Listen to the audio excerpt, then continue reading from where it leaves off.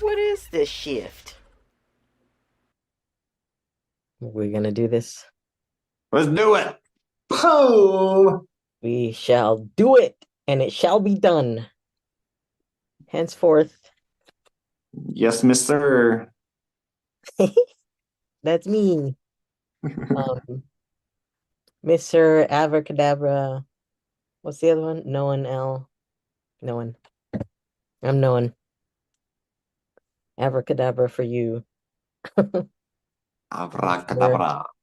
And this is Shift Hit the Fan. Abracadabra, because my word creates as I speak, and that's a reminder. Yeah. Um, Here's what we got for you today. Did we already say Shift Hit the Fan? Yeah, I said Yep. Welcome to Shift Hit the Fan. Y'all are the Welcome. fans. We're the shift. Be shifted. We're about to shift you with all these swords. Oh my goodness, swords. So many swords. 10 of them here. Ten of swords. Stabbed in the back. You're dead on the ground. And here's an extra one, just in case that wasn't enough. The ace of swords. The Ace of Swords, the hidden energy. This magical hand. It literally is a hidden energy. Magical hand popping out of the clouds, holding the sword, crown up above, Yeah. And then the light's trying to hide it as I'm trying to show it to you. Yeah. saying, "Let there be light." Yes, let me illuminate this for you. There's so much to say about these cards. Yeah. Especially together. Yeah. You want to kick us off? I don't know that I'll stop, so I kind of want to hear you say something first. All right. Well, yeah, we've been going on for a little bit about these our experiences that are totally aligned with all this stuff. Elias was talking about stick work and because I was like, I just think of your stick work when I look at this and the story that you told on TikTok or Instagram. I don't remember which one. But No, I this didn't put it on Instagram. It was just it's TikTok. it must have been TikTok, yeah. And then my own experience of of just all these my body basically disappearing. That's one of the things that popped into my head is like, hey, remember that time you were in bed laying like this and you had like my experience was that my my body disappeared. It felt like that, but the symptoms still um existed, like they existed on their own and I could feel them. I just couldn't feel the rest of my body. So that's sort of what came to mind is like, all of these little individual stories that exist on their own. And with this dead body, I'm sure he doesn't feel anything, right? They're just all stuck there. um, or when you're in this state, you are now identified with this story here. All of these, all of these things that you've said, that you've created, each of them have their life of their own. Um, and so that's what I was reminded of is that experience. And so I'm looking at maybe this is the clarification of what was happening with my body because now I experience the symptoms as their own being, as their own identity, that they're separate from the body. They're not of the body. They just they're a collection of stories. And my job is to get to know each of these stories, why they were created, why they exist, why they're stabbing me, basically. Why do I experience them in my body the way that I do? Um and then the hidden being, I put it upside down. Um Sort of like um it's running in the background. This was the beginning of all of this. It was like the beginning of all of these stories, and this is the completion of all of the stories. That something's about to, I mean, something has shifted now. It's whatever's happened is now complete. Whatever started is complete now. But these were a gift. Uh, they were a gift, and it's gonna be pointed out that it's a gift. This is gonna tell me the point of the gift and what I've been creating with all of these stories, the experience that I've been creating with all these stories. I've been having conversations with Brian after this, Brian the Brain, my little dictator, uh, because because our relationship is not a co-creation, and I had to be really direct with him and let him know that he's my dictator, that he's that I want to co-create, and um, so I wonder, that to me tells me that whatever I'm going through is a gift. Yeah, that's what I got. Now you go on with your thing. Love it. Man, where to begin? All right, I think I don't know, this is really cool. I love that you're telling this about stories. Like the swords in the back are your stories. They're pinning you down and keeping you stuck into where you are, kind of sucking sucking the life out of you in a lot of ways. Um, and I love that this is stick work. Like this is what I do. And in stick work, for if anybody doesn't know what that is, nobody knows what that is. We'll just go with that. But stick work is where it's this Russian martial art. Um, it's a somatic body work where we're using sticks and objects to work out knots and tension that's in the body, helping someone relieve the fear that they're holding on to, and creating more energy through the body. And so usually we're gliding through the body with the sticks. We're doing pressure points, acupressure with the sticks. And so these swords being stabbed from the sky is like perfectly, dude, you're being stabbed with sticks right here, and you are letting go of all of the fear that you have in your body. And and so what I love about this is I just had this amazing experience with this training seminar that I just got back from. And in the seminar, I'm working through, I'm getting a lot of this stick work done on me. And at the very last session, I have someone who's been considered level 3 certified. She's really tapped into herself, can really tap into other people. And so she's digging into me. And there's a specific area in my gut that she's pushing on, and I'm writhing all over the place. I have this voice in my head screaming, I don't want to go there. I don't want to go there. I don't want to go there. But really, I really wanted to go there. And I needed someone to hold me in that place so that I could feel that emotion that was in me. But then she lets off it, and my body just relaxes and like it dies, like it just splats on the ground. And that feeling disappears. Like it just type of thing. And you're like, oh, it was gone. It was kind of sad about it. But at the same time, it was very telling. And she told me at that time, you have to choose to go into that place. That's a place that you have to choose for yourself. And I was like, oh, okay. But later on, I was talking to another one of the guys there who's a ballroom dancer. And so he's got this beautiful connection to his own body and a connection to his partner that he's always working with. And and so I was just talking to him about what had happened with the stick work. And I showed him this feeling of relax. He's like, well, what's it look like when you relax? And I just flop on the ground. This is me relaxed. And I basically just look like a dead body. And it's like, dude, your whole body just disconnected from itself. And I'm like, oh, that makes a lot of sense. Like, I'm just not, I get rid of that pain so quickly by disassociating, by getting just disappearing. Like my body just turns into a million pieces, disappears, doesn't exist.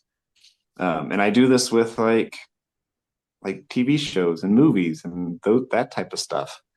It is amazing that I can be sick, like on my deathbed sick, and I'll go watch a TV show and it'll disappear. Like all the symptoms are gone. Um, and that's the kind of relaxation that I was feeling here. It's just like things were just disappearing and going away. And I wasn't sitting with that feeling. And so he takes my hand and he's like, all right, you remember the connections that we were having earlier. And so we touch each other's hand and we're connecting, we're flowing with each other, just with that light touch. And I'm still on the ground at this point, but we're just moving our hands back and forth. I'm following him, we're staying connected. And we take both hands, we're following. And he says, all right, you're connected to me. Now take that connection and be in your body. Connect to your body. And he's watching me, watching the connection and telling me, like, nope, nope, don't, that's disassociating again. You're disconnecting. And he's helping me really tap in. And then I feel that connection in my body. And it's such a weird connection for me because for me, it almost felt like I was tense. Like it felt like so much energy was rushing through my body that I was I was tense is what it felt like. I felt like this heavy bar just laid on the ground. But when I kept playing with it in my body, there wasn't any tension. It just felt full. Like I felt like if you just had a big arm pump from an exercise or something, your arm's feeling huge. And you're like, yeah, I'm feeling jacked right now. Like that's what it felt like through my whole body, but it was just energy. And I felt dense and heavy. I just felt like this rock sitting on the ground. And there was no tension inside of me. It was like aliveness. And it was such a beautiful experience. And so when I look at all these swords, and I've been playing with this ever since. So later I got another stick work session, and this dude is stabbing me with like this freaking sharp stick. Like it's itty bitty, it's porcelain, and it's going into me all in all these different places. And half the time while he's doing this, I'm not trying to escape. Like I know how to handle the pain, but my whole body is just writhing through like all over the place, like oh, like trying to get rid of the stuff that's inside of me. And then he keeps going to these different points. He gets to my right foot and he stabs it in there. And I remember that feeling of connection. And suddenly my whole body stops writhing. And I feel that sensation through my whole body. And I get this moment where I'm dancing with the stick inside of my foot. He's pushing in there and it's going deeper and deeper and deeper. My whole body's relaxed. And I'm like playing with that sensation in my foot. And it was the most beautiful experience that I think I've ever had. And then here comes this hidden energy that I love. I haven't even shared this story with you yet. After all that, he says, you have a big sword. You are a big force in this world. And you have to be careful with what you take and how you use that force and how you use that sword. And so when I see this ace of swords and I see him holding that sword, it makes me think of that, my own force that's inside of me and getting to tap into it right then and there. Having tapped into that feeling, that force that's inside of me that knows that I'm safe no matter what. And then to come back and say, all right, now you know what that force is. You know how to get up off the ground from under the sticks and be alive and be relaxed and be present in that moment. Now be careful with that because that force can take a lot of things away from a lot of people, but it can also heal a lot of people. And that was a really amazing experience for me to have, and to have it come up right here in the cards.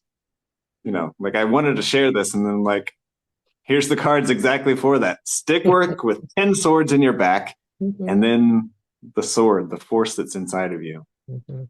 And yeah.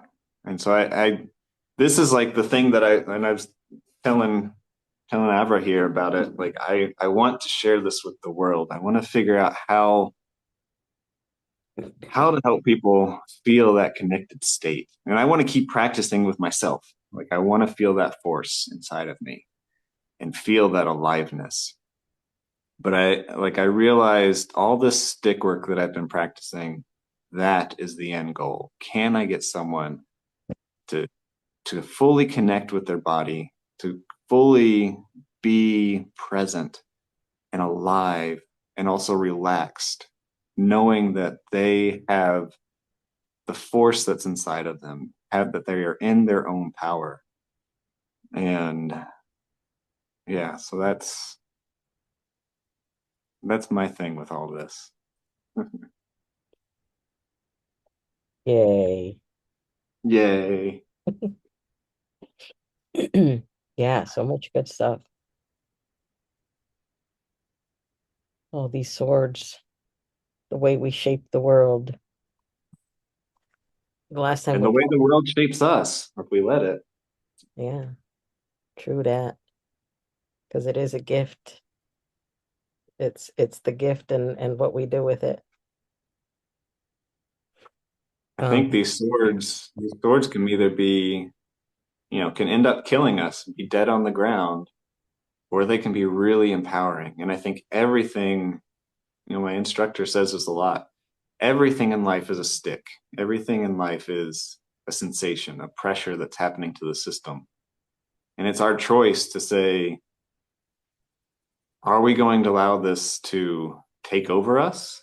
Or are we going to allow this to empower us and show us something new? And are we going to dance with it? Are we going to play with this pressure that's with us? mhm. This is your tool for shift shaping. Yeah, that's all I got. I don't know. What else you got? Yeah, no, I feel like I don't know. I'm so excited about everything that's going on right now. Yeah. And I really want to help people start connecting to themselves. I want to connect to myself. Like I don't want to lose that feeling anymore. Hmm. It's such a cool feeling. Yeah. We've been gone because there's been a lot going on. Yeah. We've both been getting hit with sticks and all sorts of weird life stuff going on lately. Yep. Stabbed Been in the back with swords. trying to coordinate times and it seems to not work at the same time for both of us. Like, oh yeah, I forgot I have this. I forgot it. I'm like, oh good, because I needed more rest or whatever, you know, and then trying to Yeah. make up for it. Well, now someone's in the hospital, so next time. Yeah. Lots of intense stuff. I mean, look at this card. That looks intense. And for those who can't, who don't aren't watching this, it's a man being stabbed. He's laying on his stomach with his head towards the water, away from us. Um, and it's dark out. Um, he's got 10 swords stabbing him on more than just his chakras, all down his spine. He's he's dead. Yeah, he's pretty much dead. Stabbed to death by his own words and thoughts and opinions and beliefs and all that the swords represent, his own I feel like tools. that's a subject that keeps coming up for me too. Is like, and I've experienced this so much in the last year, but these times where like I get triggered by something and the thoughts just just start spinning, Mhm. and like I can't get out of the thoughts. I can't get out of that. It just snowballs. Mhm. And I keep thinking of that snowball, and I've talked about it so many times recently.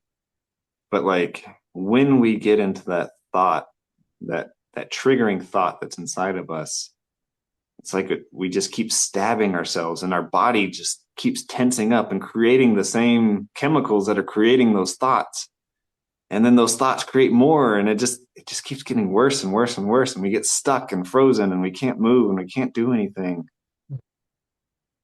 And finding that break is such a huge thing. Like, how do you break that thing inside of you that wants to keep moving, wants to keep building that snowball? Except for that snowball, that's the silly thing, is like every time I've gone in there, there's some desire in me to like be in that, but at the same time, it's just destroying me.